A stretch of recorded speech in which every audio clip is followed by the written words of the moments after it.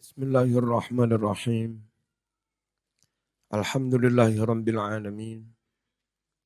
Assalatu wassalamu ala sayyidina Muhammad wa ala alihi wa sahbihi ajma'in. Tentang makna lamastumun nisa, menyentuh perempuan.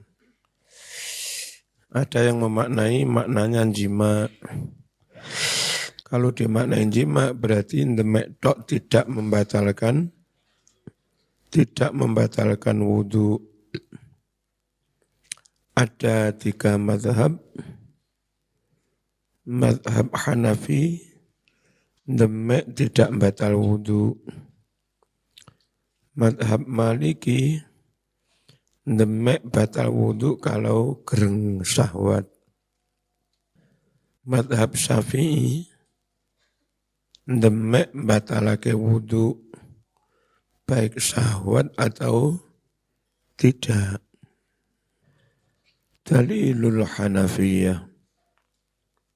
Istadalla wus berdalil sapa Abu Hanifah radhiyallahu anhu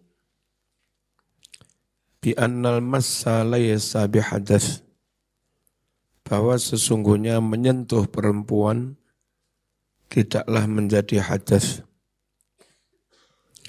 Dalilnya bima dengan hadis ruwiya yang telah diriwayatkan an Aisyah annahu bahwa Nabi Muhammad sallallahu alaihi wasallam kana yuqabbilu nisa'ah.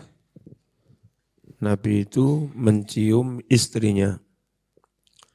Thumma yusalli, lalu Nabi salat. Wala yatawadda'u, dan Nabi tidak berwudu. Cuma hadis ini dhaif menurut Imam Bukhari. Wastadalla, Abu Hanifah berdalil aidan juga bima dengan hadis ruwiyah yang diriwayatkan an Aisyah radhiyallahu anha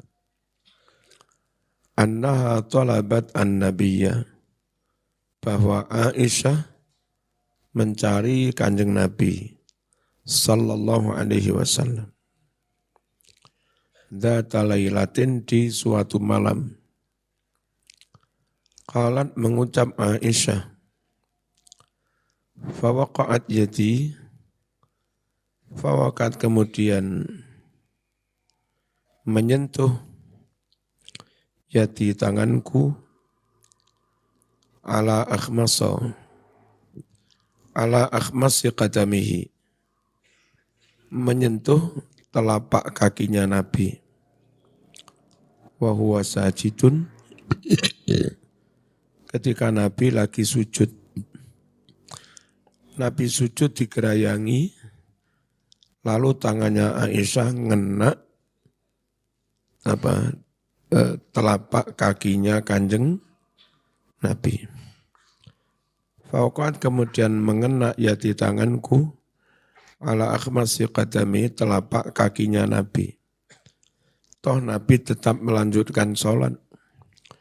Berarti suami telapak kakinya kena tangannya istri, tetap melanjutkan sholat, berarti wudunya tidak batal.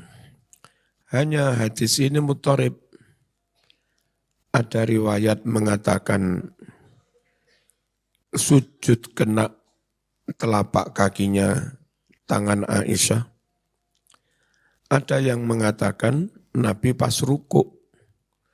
Kalau pas ruku yang kena tangan Aisyah bukan telapak kakinya, bisa jadi jubahnya. Yaqulu sambil Nabi mengucap, a'udzu biridhaka min sukhtika. Ya Allah, aku berlindung dari murkamu, biridhaka dengan ridhomu. Wa ammal ayatu fahiya kinayatun anil jima.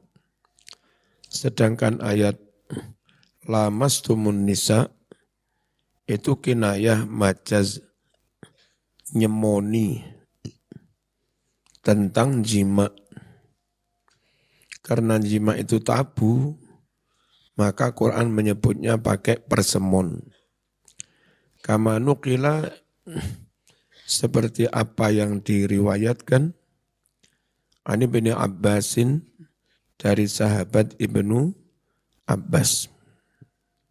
Walamsu wa inkana hakikatan fil massi. Lafat lamsu lamastum meskipun sebenarnya itu nyentuh dengan tangan, illa hanya saja annahu qad uhida fil Qur'an. Sungguh telah terbiasa dalam Al-Quran istimalu penggunaan lafaz nyentuh bitorikil kinayah dengan cara majaz kinayah. Mislu qawlihi ta'ala seperti firman Allah Ta'ala wa in talaqtumuhunna min qabli an tamassuhunna. Jika kalian menceraikan istri-istri sebelum kalian menyentuh mereka, maksudnya sebelum kalian menjima. Min qabli an yatamassa, sebelum suami istri yang zihar saling bersentuhan. Maksudnya belum melakukan jima. Ternyata Quran menyebut jima itu pakai kalimat nyentuh. Maka di Quran ketika ada lafaz nyentuh, lamastum, maknanya bukan nyentuh pakai tangan tapi jima.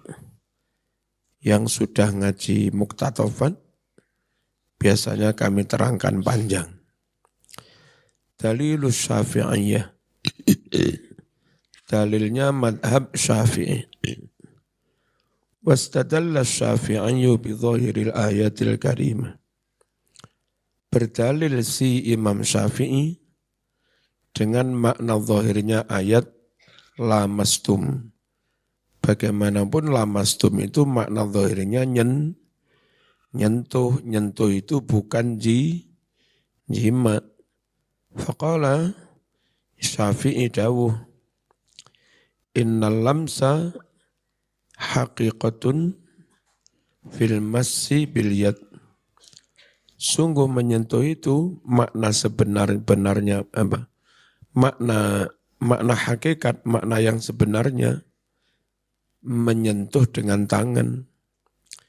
Wa fil jima, sedangkan nyentuh dimaknain jima, majazun itu sekedar majaz, bukan makna hakiki. Au kinayatun, atau itu sekedar kinayah. Padahal kaidahnya itu selagi bisa dimaknai hakiki, maka jangan dimaknai majazi. Wal aslu hamlul kalami ala hakikatih. Pada dasarnya harus memahami kalimat pada makna hakikatnya, pada makna yang sebenarnya. Wala ya'dilu, orang tidak boleh berpindah anil hakikati, dari makna hakikat, dari makna yang sebenarnya, ilal majaz, menjadi makna majazi, enggak boleh. Illa kecuali inda ta'adzuril hakikah, ketika tidak mungkinnya makna hakiki. Ya. Mohon uluran tangan. Mohon uluran tangan itu bisa begini, udah ya tak ulurkan. Tapi sungguh bukan itu yang dimaksudkan. Mohon uluran tangan itu ya mohon bantuan. Ada tamu panitia pembangunan, mohon uluran tangannya Pak. Ya silahkan, nomor rekeningnya berapa nanti biar ditransfer anak saya. Meskipun zaman begini, itu namanya sudah memberi uluran tangan. Kalau zaman gini tok nggak memberi duit, udah ya saya sudah mengulurkannya. Malah itu bukan yang dimaksud, meskipun sudah mengulurkan tangan.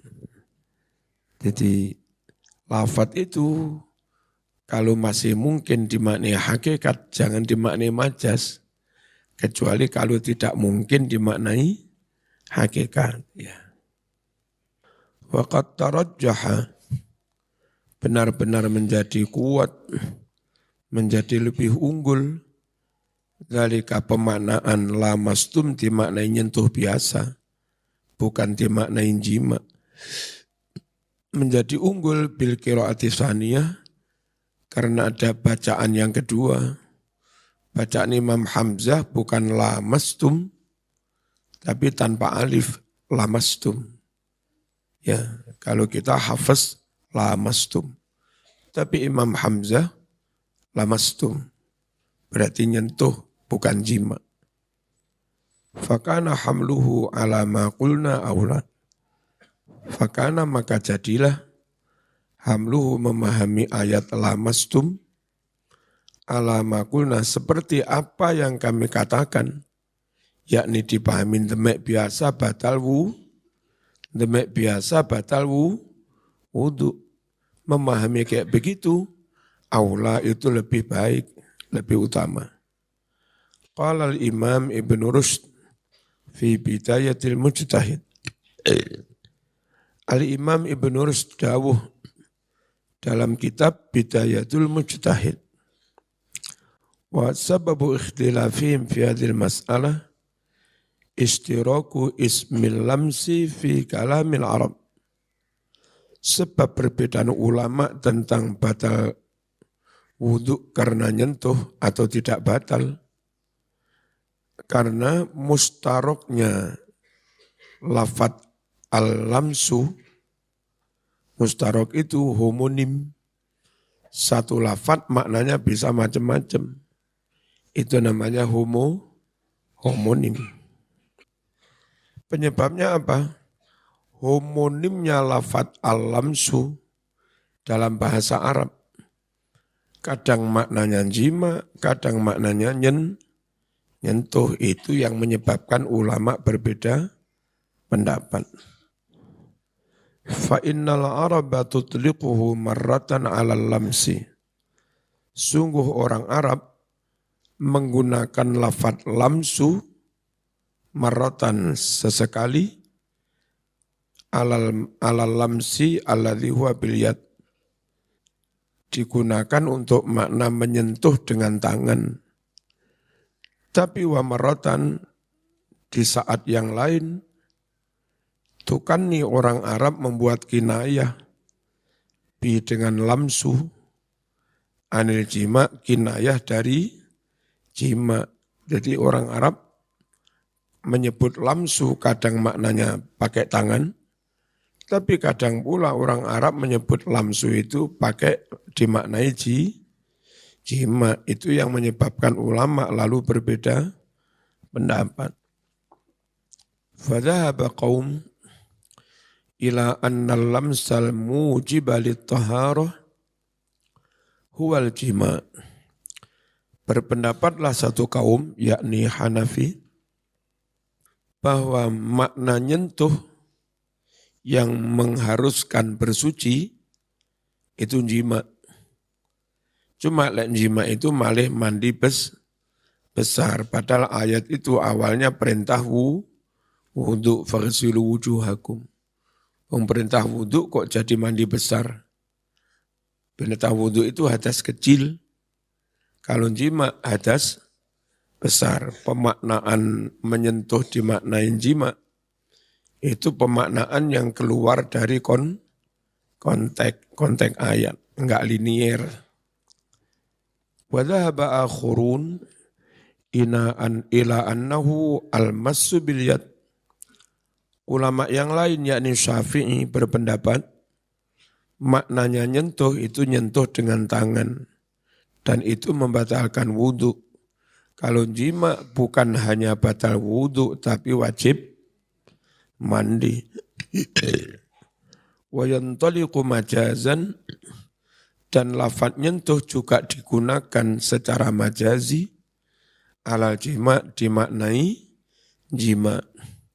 Wa idza taraddada al-lafdhu bainal haqiqah wal majaz, jika suatu lafadz muter-muter mundar-mandir antara makna hakikikah atau makna majazikah, fal aula an yuhmala alal haqiqah, maka lebih baik dipahami makna yang makna hakiki, berarti makna nyentuh. Ya, kalau ada lafadz mundar-mandir bisa hakiki, bisa majazi, maka lebih baik dimaknai makna hakiki, nyentuh bukan jima. Hatta yadullat dalil, sampai menunjukkan suatu dalil alal majaz, makna majaz, sampai ada dalil yang menunjukkan makna majaz. Wa qala akharun innal majaz idza kathura isti'maluhu kana adalla alal majaz minhu alal haqiqah. Majaz itu kalau sering digunakan, maka majaz itu lebih menunjukkan, majaz atau lafadz itu lebih menunjukkan makna majaz daripada menunjukkan makna hakiki. Meskipun majaz kalau sering digunakan majaznya, maka pemaknaan majaz itu lebih menunjuk makna daripada makna hakiki. Kal hali fismil ghaid, sebagaimana halnya lafadz ghaid yang awal mula maknanya tempat yang di bawah biasa untuk buang air, WC, jumbleng. Tapi di sini maknanya buang air. Alladzi huwa adallu alal hadas, yang mana lafadz ghaid itu lebih menunjukkan hadas, pipis. Alladzi huwa majaz, padahal itu makna majaz. Minhu alal mutmain, daripada lafadz ghaid dimaknai tempat yang tenang, minal ardi, dari bagian bumi yang bawah. Alladzi huwa fi haqiqah, yang mana ghaid dimaknai tempat yang tenang itu malah makna hakiki, tapi bukan itu yang dimaksud. Saman pipis enggak dari toilet tetap batal wudhu. Saman dari toilet tapi enggak pipis ya enggak batal wudhu. Sehingga sebutan atau datang dari WC, ja'a ahadum minkum minal ghaid. Sebutan datang dari WC itu yang dimaksud habis buang air, entah di WC atau tidak. Zaman ngompol enggak di WC ya tetap batal. Ojo kok aku enggak wudhu loh. Aku enggak wudhu itu biar ngompol ora wudhu. Kan yang wajib wudhu itu dari WC. Kan saya di kasur, enggak dari WC, ngawur. Ngerti? Semakala, kemudian Ibnu Rusdi mengatakan, walladzi a'taqiduhu annal lamsa wa in kanat dalalatuhu 'alal maknayain, apa yang aku i'tiqadi, yang aku yakini adalah bahwa lafadz menyentuh meskipun menunjukkan dua makna, bisa jima, bisa nyentuh, illa hanya saja annahu azhar indi, hanya saja lafadz menyentuh itu lebih jelas bagiku fil jima, dimaknain jima. Wa in kana majazan, meskipun itu majaz. li'annallaha qad kanna bil mubasyarah wal massi 'alal jima. Karena Allah telah membuat kinayah bersentuhan kulit, menyentuh, itu ternyata kinayah dari jima. Di dalam bab puasa, bab iktikaf, wala tubashiruhunna wa antum aakifuna fil masajid. Jangan kalian sentuh kulit istri-istrimu saat kamu iktikaf di masjid. Apa yang dimaksud jangan sentuh kulit istri? Jangan jima. Ternyata mubasyarah, sentuh kulit itu maknanya jima. Berarti lamas itu maknanya juga jima. Fi makna wahuma fi maknal lamsi. Lafat mubasyarah dan masu itu juga semakna dengan lamsu. At-tarjih. Wala'alla hadzal ra'ya yakunu arjah. Barangkali pendapat ini, pendapat nyentuh itu maknanya jima, berarti nyentuh tok tidak batal wudu. Di Indonesia beberapa Ustadz Muhammadiyah pakai ini. Nyentuh enggak batal wudu, karena nyentuh yang batal itu jima. Yakunu arjah, barangkali ini lebih unggul pendapat ini, lebih kuat. Li'annahu la yumkinu taufiqu bainal ayatil karimah wal athar as-sabiqah. Karena tidak mungkin mencari titik temu antara ayat dan riwayat-riwayat hadis di atas. Wali'annahu qad tu'urifa inda idhafatil massi ilan nisa.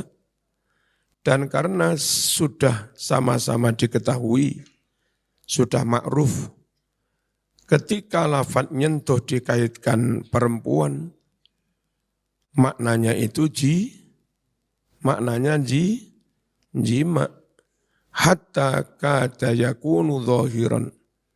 Sampai hampir-hampir nyentuh dimaknain jima itu makna zahir, makna yang nyata, fi pada lafaz lamsu. Kama annal wat'a haqiqatuhu al-masyu bil qadam.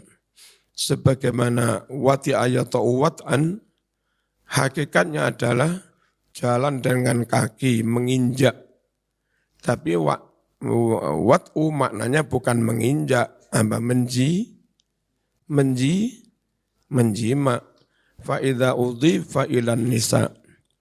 Jika lafad wat'un yang makna aslinya menginjak, jika lafad wat'un yang makna aslinya menginjak dikaitkan kepada para perempuan istri, lam yufham minhu ghairul jima, maka tidak bisa dipahami darinya selain makna jima. Wallahu a'lam. Kalau kami dari madhab Syafi'i, makna nyentuh meskipun terkait dengan perempuan, itu dilihat konteksnya. Kalau konteksnya umum, maknanya nyentuh. Kalau konteks khusus ranjang suami istri, maknanya jima. Saman mantenanya mau takoni. Saman wis ngudik bojomu. Jadi ngudik terkait dengan bojo. Maknanya kon wis jima bojomu. Ngudik itu maknanya jima. Kalau konteksnya istri. Tapi kalau perempuan itu bukan istri, perempuan umum begini, kon batal loh, aku nguruh kon ngudik mbak-mbak. Maknanya ngudik mbak-mbak itu demek. Enggak mungkin kalimat ngudik mbak-mbak ini, kon mau ngudik mbak-mbak, jima mbak-mbak ora. Batal aku mau kaudik wong wedok pas numpak bis. Enggak mungkin dimaknain jima neng bis. Ngerti ya? Jadi lafadz ngudik perempuan itu kalau perempuan itu perempuan umum, maknanya demek. Kalau ngudik perempuan ngudik istri, maknanya jima. Nah Quran itu konteksnya bukan konteks istri, tapi umum. Hai orang-orang mukmin, jika kalian hendak mengerjakan sholat, maka wudulah basuh wajah tangan. Jika kamu menyentuh perempuan, dari awal yang diperintah orang mukmin semua, umum, bukan suami istri. Maka ketika ada kalimat kamu sentuh perempuan, itu perempuan umum, bukan perempuan dalam konteks istri. Sehingga lafadz menyentuh itu maknanya yang demek biasa, bukan jima. Kecuali kalau bab cerai tadi kan mesti suami istri. Maka maknanya jika kamu cerai sebelum sentuh istrimu, otomatis maknanya jima. Jika kamu mendihar istrimu, kalau ingin kumpul lagi, menyentuh berarti kumpul. Emang itu suami istri, jima. Orang puasa, ya, wala tubashiruhunna, jangan kamu sentuh istrimu. Sentuh di sini maknanya jima karena terkait dengan istri. Sedang wudhu itu nisanya umum, bukan nisa hukum. Kalau nisa hukum istrimu. Kalau an-nisa ya umumnya perempuan. Bisa memahami? Ngerti apa enggak? Nah, sehingga masu itu meskipun terkait dengan perempuan, kalau madhab Syafi'i jeli, perempuan konteksnya istri kah? Atau perempuan konteksnya orang perempuan secara umum dan maknanya beda. Itu. Kalau saya tetap pakai madhab Syafi'i, nyentuh batal wudu.